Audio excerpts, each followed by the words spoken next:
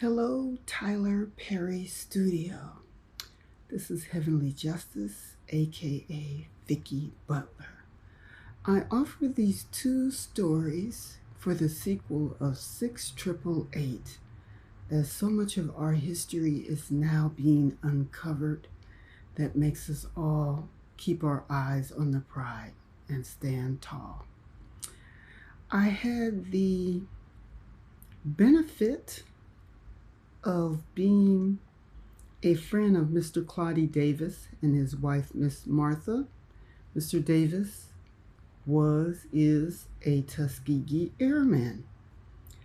One night at the Proud Bird, Mr. Davis and Miss Martha told me some of their war stories and also their love affair.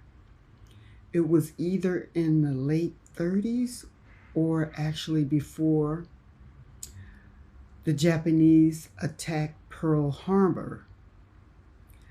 I want to say that Miss Martha was on her way to Korea and Mr. Davis was on his way as a Tuskegee Airman on his way to France. But I know for sure, or actually Germany, I know for sure they did mention meeting in France. Miss Davis, a whack, was on her way to Germany, and Mr. Davis, he was on his way to process out of the military. They fell in love.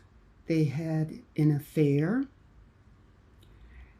As they were about to board their planes, Miss Martha, walking up the stairs, looked back to Mr. Davis, waving and throwing kisses to each other on a hot summer day.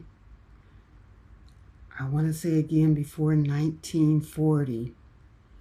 Overwhelmed with her desire to hug Mr. Davis one last time before they went in opposite directions in the world, Miss Davis decided to run down the stairs and embrace Mr. Davis.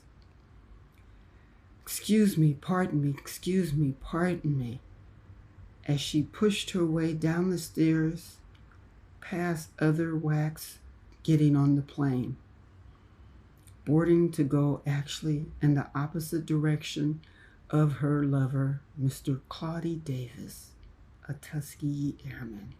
And there she was, a whack. Mr. Davis saw Miss Martha doing that, so he turned around and started also on that warm summer day. Excuse me, pardon me, excuse me. Going back down the steps of the plane to hug and embrace and kiss his lover one last time. As they began to embrace and give each other a soft, warm summer kiss, they heard this loud noise behind them. They went under attack. No one on Miss Martha's plane survived but Miss Martha.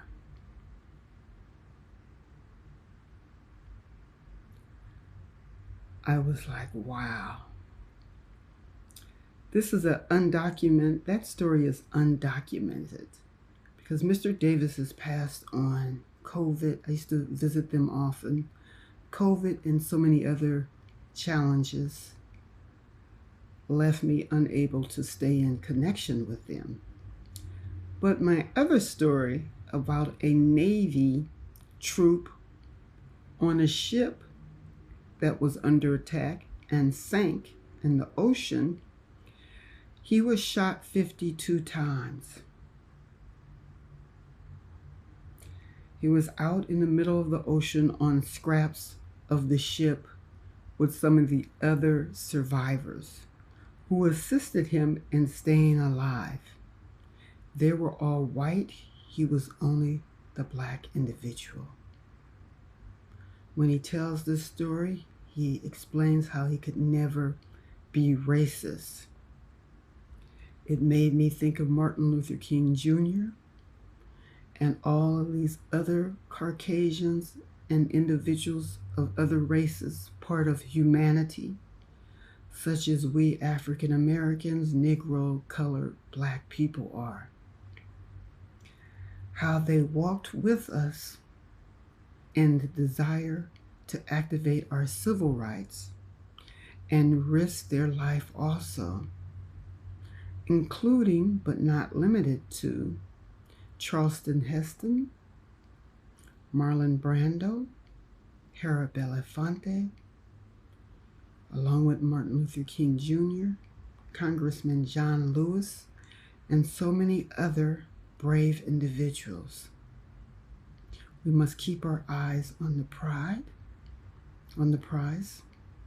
This is a historical time. As you know, Mr. Tyler Perry's staff, I want to be part of it.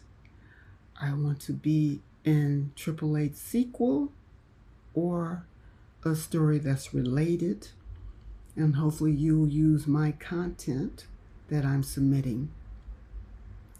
So our children and grandchildren can sit in the audience and eat popcorn and know how they got there safely. Peace and blessings. Stay safe. Again, I thank you all who have made the different movies and supported Mr. Tyler Perry's efforts to keep Medea, the Browns, and the list going on and on and on. It helped me in my darkest moments. Whew. When so many people I love died, but they live on in my heart, and we must never quit trying to keep our civil and constitutional rights alive.